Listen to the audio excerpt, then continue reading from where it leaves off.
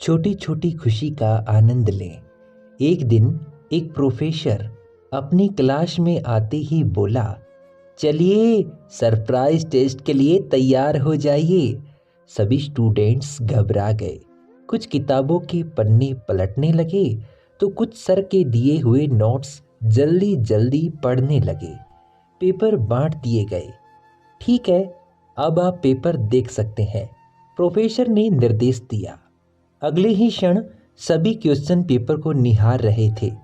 पर ये क्या, इसमें तो कोई प्रश्न ही नहीं था तो सिर्फ वाइट पेपर पर एक ब्लैक स्पॉट, यानी कि एक छोटा सा बिंदु।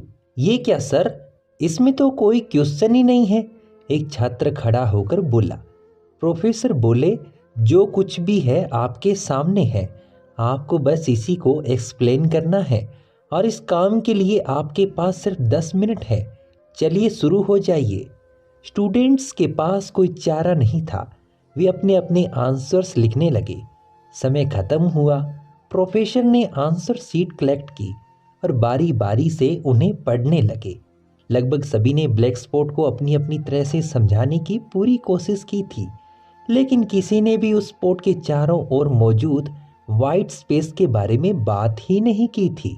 प्रोफेसर गंभीर होते हुए बोले, इस टेस्ट का आपके एकेडमी से कोई लेना देना ही नहीं है और ना ही मैं इसके लिए मार्क्स देने वाला हूँ। इस टेस्ट के पीछे मेरा एक मकसद है। मैं आपको जीवन का सच बताना चाहता हूँ।